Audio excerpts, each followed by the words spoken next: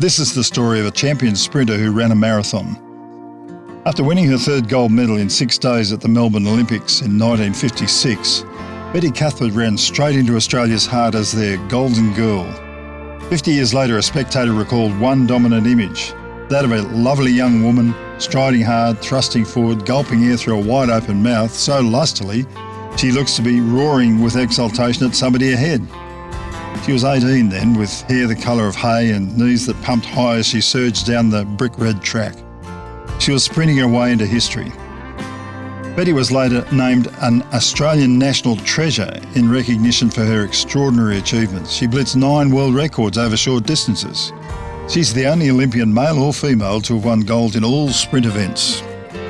Injuries forced Betty to retire in 1960, but she returned to seal her career by winning the 400 metres at the Tokyo Olympics in 1964.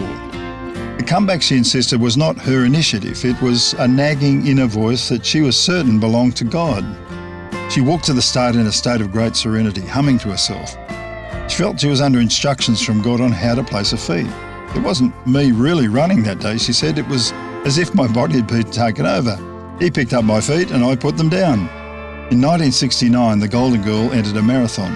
Multiple sclerosis attacked the lithe legs that had carried her to a special place in the nation's psyche. They became still and wasted, but that didn't quench her spirit. She confessed she went to church to find healing. Instead, she found out about the healer, and from then on, she couldn't care less about the healing. Her words sparkle.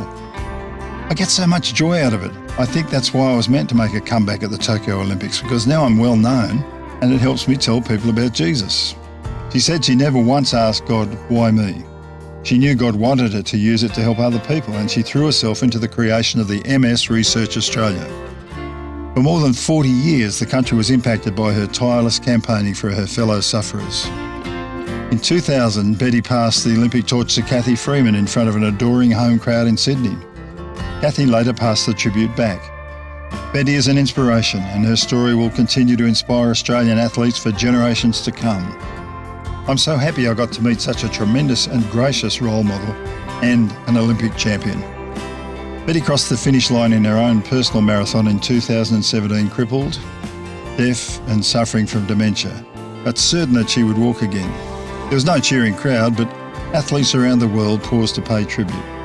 The greatest sprint rival, Marlene Matthews, summed it up, I never met anyone that had such great faith and determination.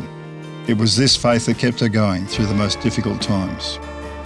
If you want to find out more stories like this, go to theoutbackhistorian.com.au. This has been Paul Rowe. I'll catch you down the track.